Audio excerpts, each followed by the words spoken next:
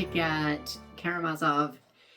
Is it Karamazov or is it Karamazov? I got a British narrator for when I was listening, and it's like when I read Karamazov, and I've heard Karamazov, but then this guy keeps saying Karamazov, and I'm like, which is it? I don't know. And you should know, which is it? But yeah, so I don't know, but whatever. I really wanted that in my November wrap up, so I waited a couple of days so that I could finish it. Just finished it, and okay, let's talk Brothers Karamazov. Yeah. There are so many. See, I started to tab and then I quit because I would have been tabbing like every page, and I know I want to go through it again. And because of that, I was like, because I'm actually going to read, this one is damaged really badly, and I don't know, I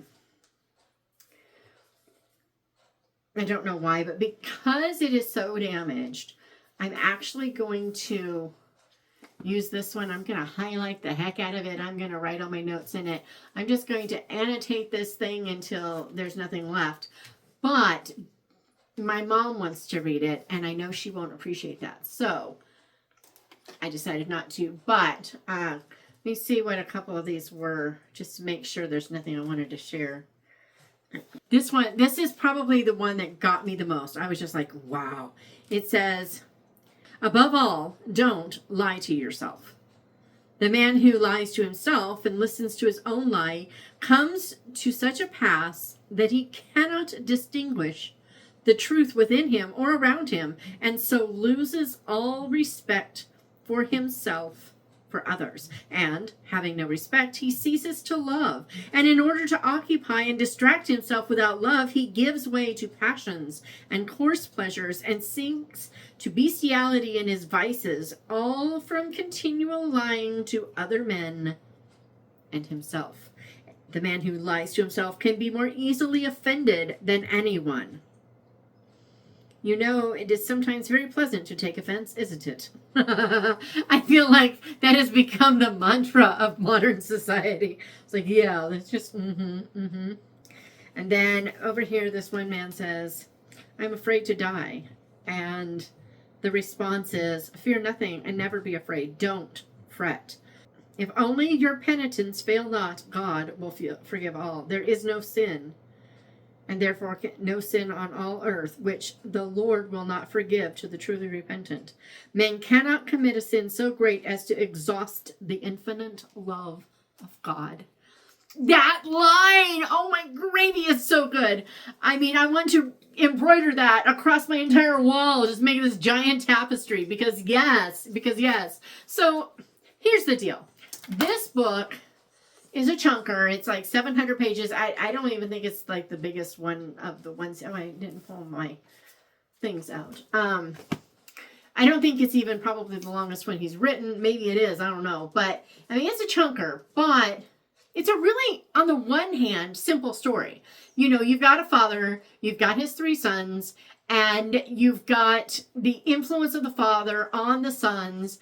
And, you know, the fact that they grew up with this, the father's a pretty terrible person.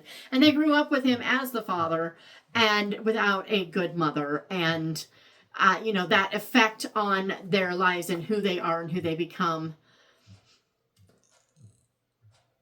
But basically it all culminates in a trial.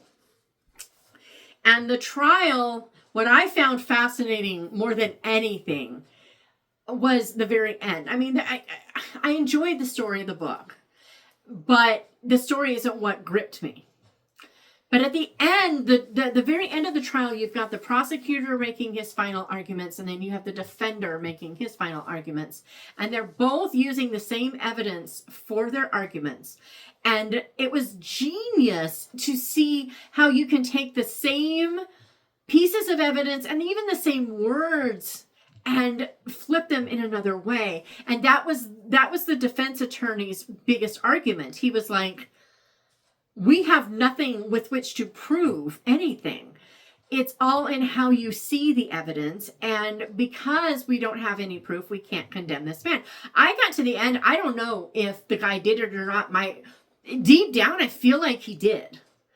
But I don't think you can convict him with their evidence. I think it's fascinating to see that here is a guy that I really think is guilty. And yet, I don't think you can convict him. The evidence does not convict him. If anything, the defense attorney, in my opinion, he acquits him. I'm not going to tell you what the jury says, but that's what it came out to be. But so the story is good and it's interesting and I enjoyed it. There's lots of little subplots and lots of little things, but really it's a pretty basic story. Just these brothers. Okay. But what I love in here is the faith. I mean, you saw those quotes, but the faith is so rich. There were a couple of spots where there's a conversation and they're talking back and forth, and it's almost like they're just pulling scripture and speaking scripture to each other as if it is the conversation, and it works.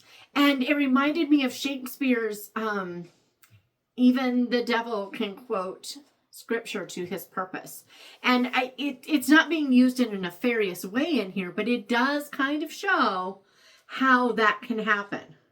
And I just thought it was fascinating. I really loved it. If you don't read the book, I totally get it.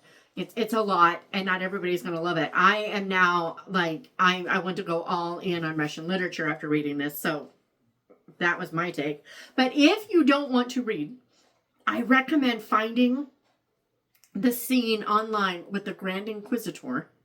That's not that defense argument. This is something totally different. It's like a, I think it's supposed to be a poem, but it's not told in rhyme because it's translated, and I don't know if it ever was told in rhyme. But there's this, it's poem, The Grand Inquisitor, and oh wow. It's why I read this book. I read that, or at least part of that first in another book, and it was so good that I got this book so I could, find it in context and everything. It is so good.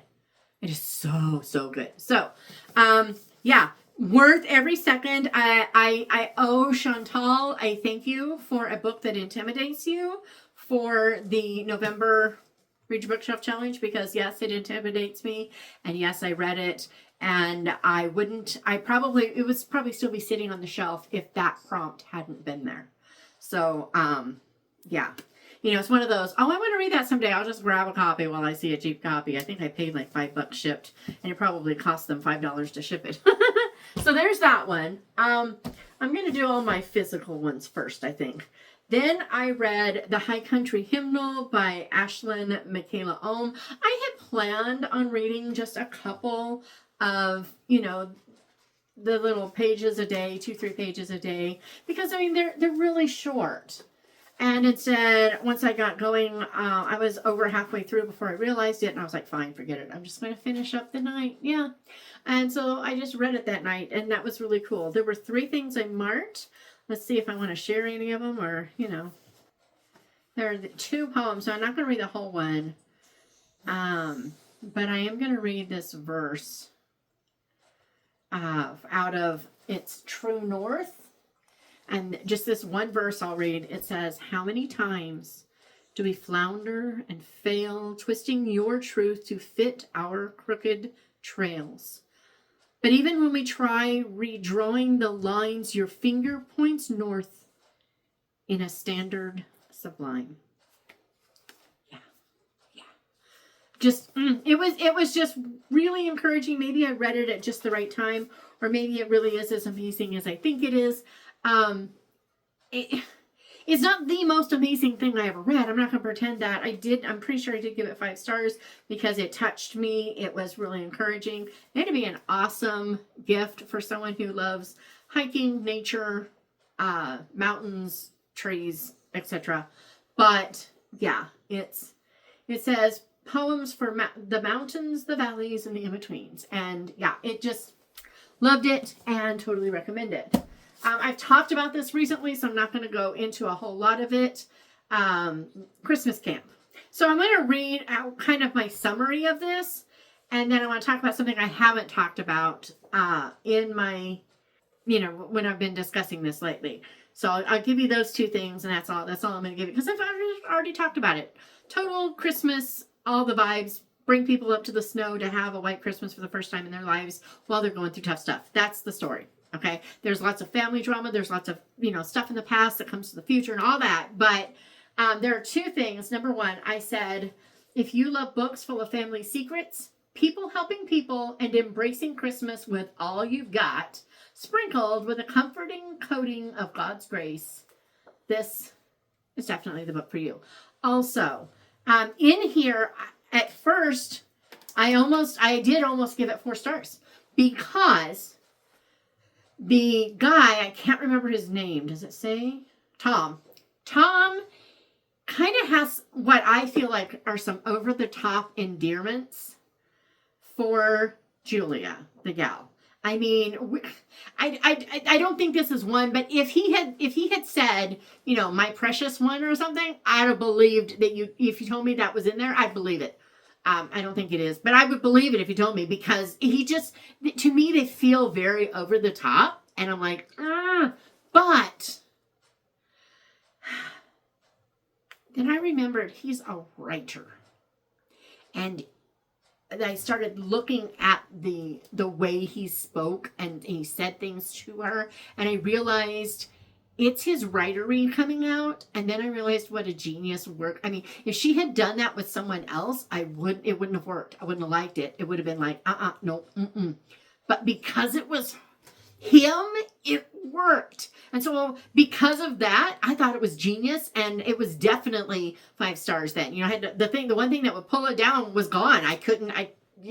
So yeah, Christmas Camp, Cathe Swanson. I finally actually read it. I mean, it helped her brainstorm the book. So I knew what she was going to do with it, and I had read sections of it, but I hadn't ever read the story through. So there was a lot I didn't know. And then I got to know. And so like all the secrets and stuff, that part I did not know. And so good. So good. Anyway, I also read, that's the last of my physicals. I only had 3 physical books. I had a bunch of audios and a couple ebooks.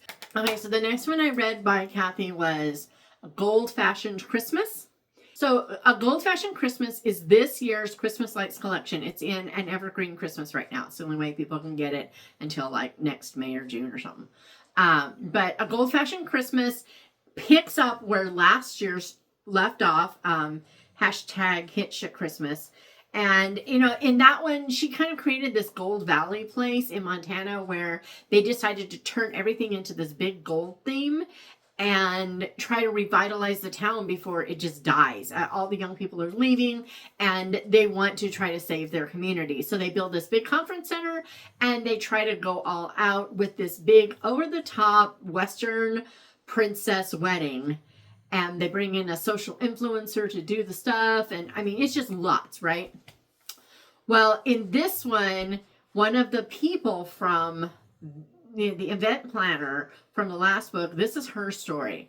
And, it was one of those things where Cathe she just does things so differently. And I love that she does it.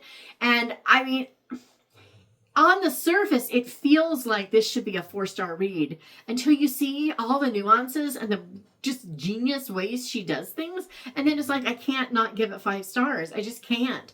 And so it might not be everybody's cup of tea like it was mine, but I just loved how she worked things out. So we have a gal who has to decorate this conference center and plan the events for this place.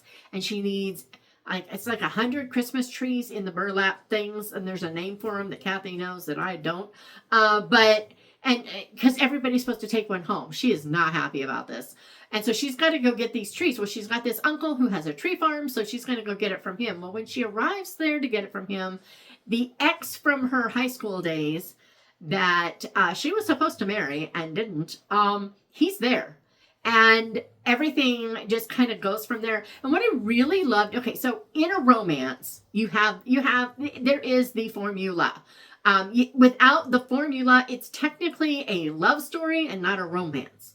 So the formula is you have meet cute, you have get together, you have breakup, some big misunderstanding, argument, whatever, and then you have to get back together. I mean, this is hyper simplified, but that's basically the gist. Well, in here, the force pushing them apart isn't a misunderstanding. It isn't an argument from them. It isn't anything like we expect. And I can't say what it is because it would be like, really spoilery. But she uses something else to drive them apart twice, back in the past and now. And then how they work through it and overcome it. The bad guy isn't what you would expect. And all the things going wrong aren't what you would expect. It was just really neat. I loved what she did with it. It was so fun. And it was nice to see a second chance romance, a little different, through different eyes. And just, I don't know. I know. I could pet you. Does it make you happy? I don't know. I just thought she did a great job. Really loved it. And so, yeah, I gave it 5 stars. And again, full disclosure, I'm in the collection with her, so my opinion really doesn't count, but I don't care. I'm allowed to have it anyway. So yeah, lots of fun, little rom-com-y, but not over the top, not goofy by any stretch. So there you have that. Okay, I'm gonna go ahead and do Blood on the Banisters. So Blood on the Banisters is a Benedict Brown, and I have got another couple by him later on. But Benedict Brown, it's the next in the Lord Edgington. And in this one we have, and I feel like I've talked about it, but it's not in my wrap up. So maybe I am just remember writing the review. I don't know, but I'm going to go short because I feel like I've talked about it. So, and it's a mystery. I can't give away too much anyway, right? But in this one, Christopher, Lord Edgington's grandson, who works with him, they're a detective duo. He's ex-Scotland Yard, all the stuff, right? His brother is getting married, and the bride's family has a tradition that all the women go stay at the mother of the groom's house, and all the men go stay at the mother of the bride's house. And, the night before the wedding. And it's kind of almost like a little bachelorette thing. Hi there, how are you? But it's not quite. Except that something is really weird because the mother of the bride doesn't go with the bride to the mother of the groom's house like she's supposed to. And you're like, what's going on there? And then the mother of the bride dies. And the reaction by the family, this book is worth reading just for that. And for the groom at the wedding. His brother, so is his name Albert? I think his name's Albert. He is just a shallow, silly man. There's no way you could pay me to marry that man. There's not enough money on the planet. He's a nice man. He's a good man, but he's just soppy and ridiculous. And it's like, does he even have a brain in there? I don't know. Well, we learned that he has a brain, and it was so brilliantly shown because he still is himself. He still stays who he is. And that's kind of annoying, but it's good because then it makes what he does believable and genius, and I loved it. And so, yeah, in a lot of ways, it's my favorite. What is with you? It's my favorite book in the series because of that. I love this character arc that I'm getting to see with all these guys. I'm just like, it's so good. It's so good. So, definitely, yeah, loved that one a lot, like a whole lot. I feel like I should just give all of Benedict Brown's books 5 stars and just say forget it. And they're not all 5-star worthy, but I just love it so much that I probably wouldn't care. So, 5 stars done. What? What's you? Don't you dare. No licking of the me's. No. Okay, down. All right. The next one I can never remember this gal's name. Let me look at her name again. I can never remember it. Michelle Pariza Wasek, I think. So the first one I read, and I read like 7 of hers.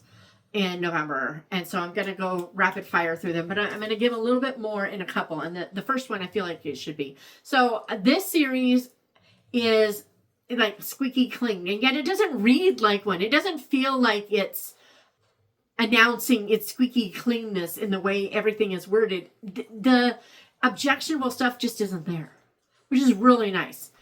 For those who are bothered by it, this town, it is Redemption, Wisconsin. And this town, it has like this, it's got kind of got a strange supernatural vibe, if you will. Like the main gal, what is her name? Charlie, her house is supposedly haunted. Way back 100 years ago, some woman was killed. I don't know why or how, and supposedly she still haunts the place. Whatever. We don't really ever see her. We don't really ever see any effects, but it's like the most haunted house in town, so everybody talks about it all the time, but there's really nothing ever done with that except one gal, and yet there's a reason for it, and that's all I can give you. And that's a couple books down the road. But this town, on the other hand, has this really interesting, and I know there's a spin-off series, and maybe we get more about that in the spin-off series. Or actually, this is the spin-off series. It's more thriller suspensey, and this is more cozy mystery. But the town has a history. So back in the 1800s somewhere. I really can't say 100 years ago anymore. So back in the 1800s somewhere, one winter night, all of the adults disappeared. The children woke up, and all the parents are gone. And nobody knows whatever happened to them. And since then, it's like this, like, everybody has this attitude of like, this is like this really supernatural place, right? And they talk about how Redemption won't let you move there if it doesn't want you, and it will keep you there if it doesn't want you to go. That's about the extent of the supernaturalness, except that a psychic moves into town, and this Charlie does not have a good opinion of said psychic. So the psychic is treated as if she is a charlatan, and it's not really, she has no patience with any of this stuff. And because it comes through her point of view, we're not treated to a whole bunch of hokey pokey gobbledygook, which I really appreciate. So A, clean, B, it borders on using the supernatural, and yet it doesn't. So that's like the series, background. In this one, you have, it's just after Christmas. It's actually after Christmas or right at Christmas, and both, I think. But anyway, someone is murdered. This gal has been in Charlie's house just beforehand, and they think she did it. And so she has to prove herself, not the guilty party, and try to also prove that this one gal didn't do it, and figure out who actually did it, and all the things. And it is really good. I really enjoyed it. I think I only gave it 4 stars, and I really don't know why. There was something missing. I don't know what it was, but there was something missing. And it may just be, trying to get this set up separate from the original series, where it might be that it feels a little Nancy Drew-ish in that we're getting the download. Like in the last one, we're not, but I think it kind of feels a little bit like that. Well, I don't get that in any of the other ones.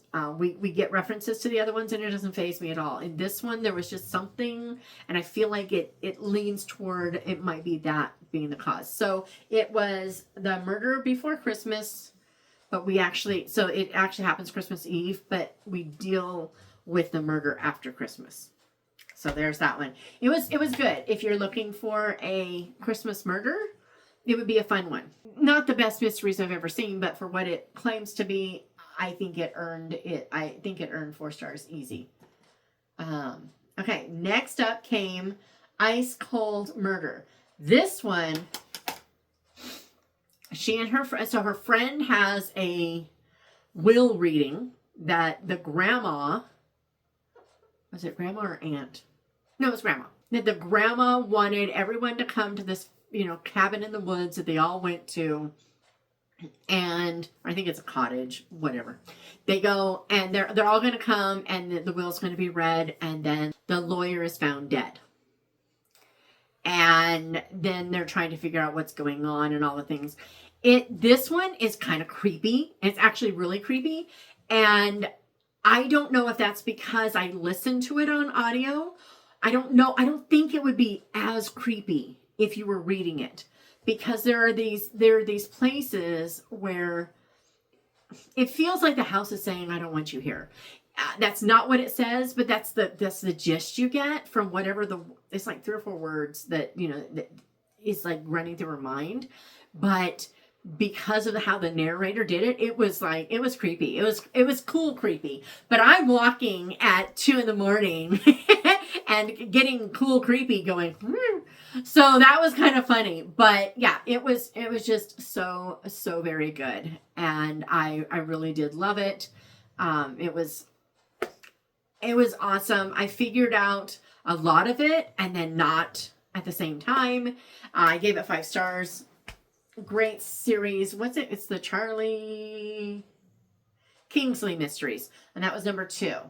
Yeah, Murder Next Door. So actually, I think I read Murder Among Friends first and then went back, if I recall. So I read the 4th book first. The 3rd book is Murder Next Door. This one was so good. Really liked it. It had, obviously someone's dead, and they have all kinds of, it's hilarious how this town works because of this supernatural vibe. People pick up on something and they run with it. So in this one, this little old lady, she's just the sweetest thing, but she decides that the guy across the street, because he never comes out of his house, he is a vampire. And she makes a comment somewhere, and the entire town just buys into this. Okay, this guy's a vampire. Get him. He did it. I mean, they show up with pitchforks. She's looking for, like, who's got the silver bullet? Where's the stakes? I gotta stop them. They're gonna kill this guy. I mean, it's hilarious. It is really, really funny. Somehow she made something so ludicrous, A, believable, and B, just funny instead of ludicrous. It was really a lot of fun. Had fun. I think I gave it 5 stars, probably 4.5, but I think I've rounded it up to 5. Definitely liked it. I said, my goodness, Mildred needs an Oscar for her performance on the coming to a ridiculous conclusion and holding fast for dear life.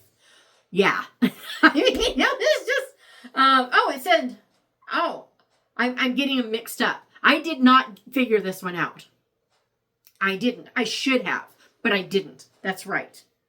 So let me see what it says. I had a plot. Okay, that's what it was. I had a plot all figured out that included one of the subplots twisting together in a rope to hang one character well and good. It just never happened.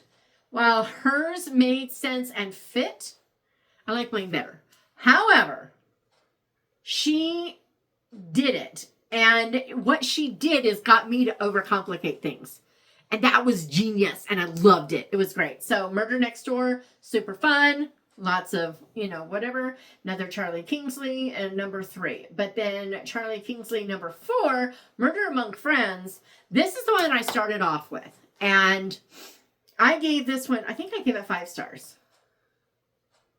Yeah, I gave this one 5 stars, and then, went back to that first one. So I had high expectations, which might actually be why that first one only got 4. It could just be that I started off with so great. Murder Among Friends, there is this fire house, fire cabin, fire something. There's this place in the woods that people swear is like, it's just like this building on fire, and if you go there, it'll give you either your greatest wish or your biggest nightmare, basically, and you don't know what you're getting. And so people go, they claim that like movie stars go, and that's how they get their big break. There's all these rumors about this. So these people want to do a documentary, and they go there to find out about this thing and see, they want to document, are we going to see this? What's going to happen? All the stuff. And then someone ends up going missing. And then obviously we know as soon as this person goes missing that the person's dead, because this is murder mystery, right? And it was really, really good. I did figure it out. I'm pretty sure I did figure out who it was. If I didn't, I'm an idiot. Let me look. That's why I was all confused. Okay. So yeah, originally I had a theory. And I had it all worked out, and I was right. But the problem is near the end, she pulled in a couple of twists that totally threw me and got me to rewrite what I thought happened. And actually what I originally thought was the correct one. I hate it when I let myself get pulled up by twists. It cracks me up. It was really, really, really, really good. Murder Among Friends. And yeah. And again, they're clean. They don't have any foul language. This one has that weird fire cottage, legend thing. And they bring in the all the adults going missing in 1880, it says. And so lots of good stuff. And I say I consider myself beaten because I did 100% give up my original idea and went with the new one based upon what she did at the end. There was genius. It was just, and I think one of the things in this one, I gotta say this, one of the things I thought was really, it's why I went and started listening to the other ones, because the victim is a horrible person. I mean, just a vile person, and has caused massive amount of heartache in many people over many years. She's just a terrible, terrible, terrible, terrible person. But the author shows that for all it's worth, and still shows that doesn't make it right. And I loved it. I just, so good. So good. Okay. The next one was The Murder of Sleepy Hollow. Guys, this is probably one of the funnest mysteries I have ever read. It was a blast. And because of how it is written and how it plays out, it's got as like much suspense vibes as it does whatever, but it pulls in that whole Legend of Sleepy Hollow thing. There is actually an Ichabod Crane in it, and not his parents, because they had the last name and he was from Sleepy Hollow, they gave him the name Ichabod because they're that person. So now this one, I figured it out right away. I knew exactly what was going on. I knew all of it. So I just sat back, listened, had a great time with it, enjoyed the ride, and got all kinds of nuances that I would never have figured out. You can't until you actually listen. I just had a blast with it. It was just fun. And it was worth 5 stars just for the fun. It was just so great. And so I immediately went on to the next, because I'm like, yes, because yes. So, okay. This one is Red Hot Murder. And in this one, really, the book, I'm going to say, is probably more of a 3-star for me. It wasn't nearly as good as the others. But there was a story within the story that I really did enjoy. And the author made me enjoy that so much that I gave her 4 stars, because if I'm reading a mystery and I'm not enjoying the mystery, but I'm enjoying the other part of the story that much, I felt like I should bump it up. The mystery's just not that great. And the this one gal, they keep talking about how nice she is, and I never saw it. And so that really, it just didn't work. The whole book didn't work for me. I like the story within the mystery. So I gave it 4 stars. As a mystery, it's definitely 3, maybe even less. But I went ahead and bumped it to 4 stars. It's probably maximum 3.5. But making me like it, despite not really caring about it, is pretty impressive. But honestly, personally, I'd skip it. Then there was A Cornucopia of Murder. And this one, I'm going to do my best not to have spoilers, but there could be. And if I do come up with spoilers, I'm really sorry. But, so in this one, they're all having Thanksgiving at the inn in town. Basically, the inn's owners invite some of the people who don't have family in the area to come there and have Thanksgiving with her and her guests. It's kind of a potluck. They all go. And of course, somebody dies. Technically, I feel, and here's where it's almost spoilery, so run if you don't want to know. But technically, I feel like people could argue that it's not a Playfair mystery. I think it is. I figured it out. And even with elements that should have made it kind of hard to figure out, to me it was kind of obvious.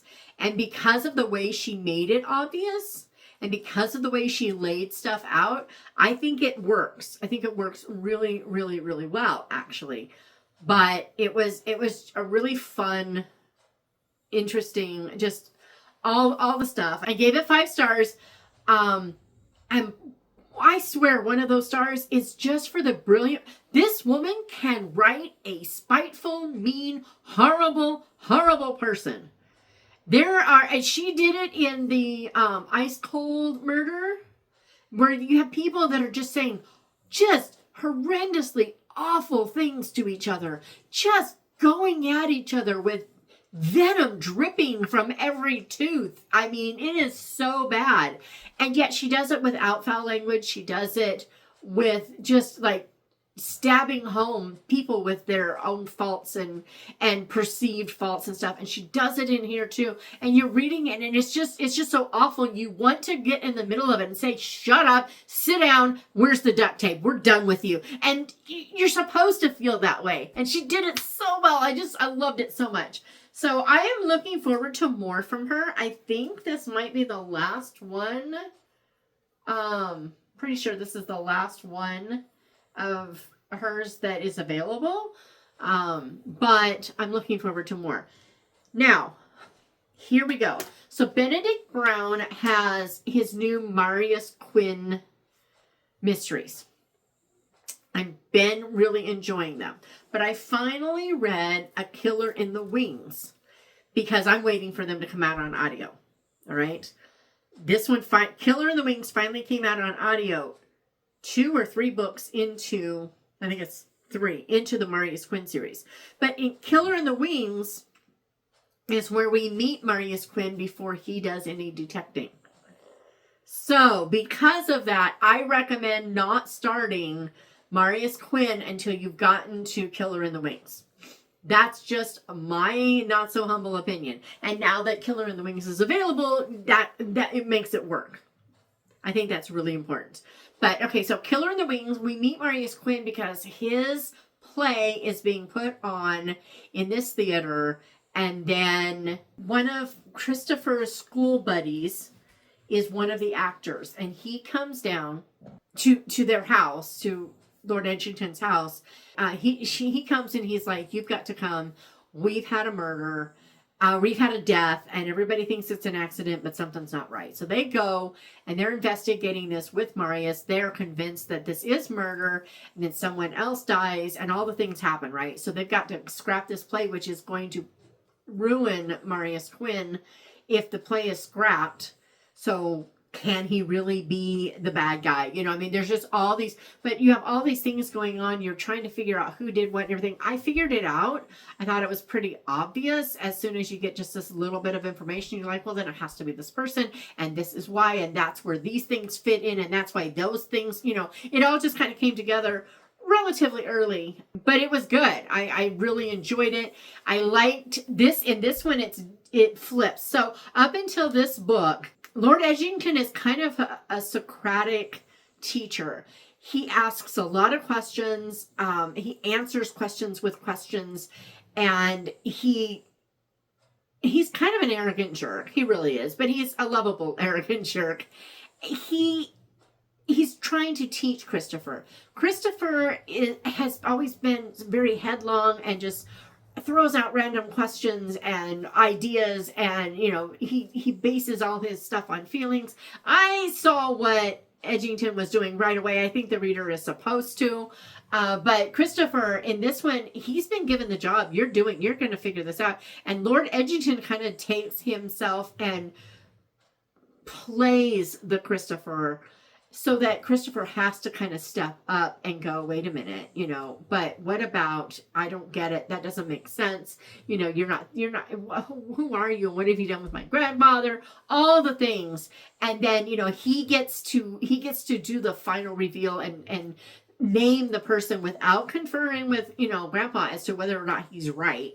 And it was just so good. I loved seeing that growth of Christopher, and I loved seeing how Lord Edgington, you know, kind of drove home, hey, you know what you need to know, but you let yourself get in the way of doing what needs to be done. Let's work this out. And he did it so well. I loved it. I loved it so much. Yeah, they're a Killer in the Wings. Definitely 5 stars. It's probably, I don't know if that's my favorite or if Blood on the Banisters is. That's tough. That's really tough. For Christopher, definitely this one. But to see how genius Benedict Brown is with his characterization and his character growths, I'd say Blood on the Banisters. But my final book, my final book for November was Body at the Grand Hotel. And in this one, I said in my review on Goodreads, and I mean it, I like Brown's writing. I like his research. I like his mysteries. I like his characterization. And so I feel like I should just automatically give all his books 5 stars because there's going to be some reason that they get bumped up to it anyway. But this one had it all. So in this one, Marius is called to this hotel to speak to this detective society.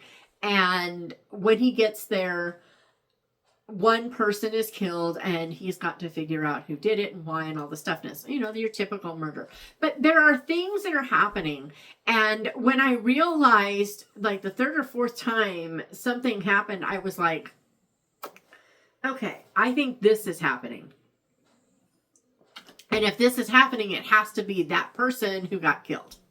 And I was right. But I didn't get it in the way I usually do. It was very like backdoor. It was kind of interesting. But the characterization, oh my gravy. But then, so this one wraps up neatly. It's a great mystery. Had a blast with it. And all the strings are tied. You know, character growth, everything. Then the end, the very last chapter. And there was part of me, I was like, man, I should dock a star for him doing that to us.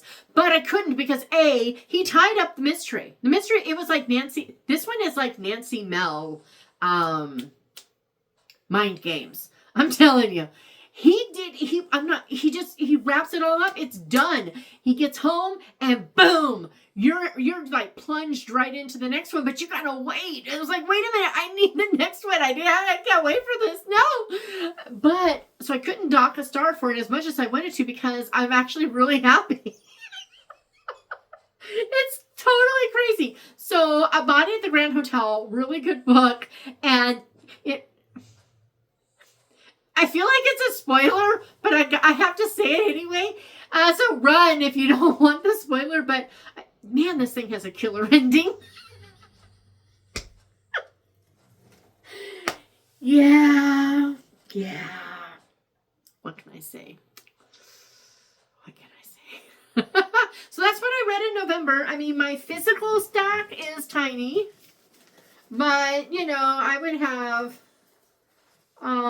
you know, way up here if I had, you know, actual physical copies. But instead, you know, I have these and this one alone is worth it. But yeah, so November reads. It was a very good month. It was very good. I didn't get as much of other stuff done, but that's okay because there is this month and I'm doing really well with this month. So I'm really excited. All right, I'll be back tomorrow. We're going to talk about something. Just don't ask what it is because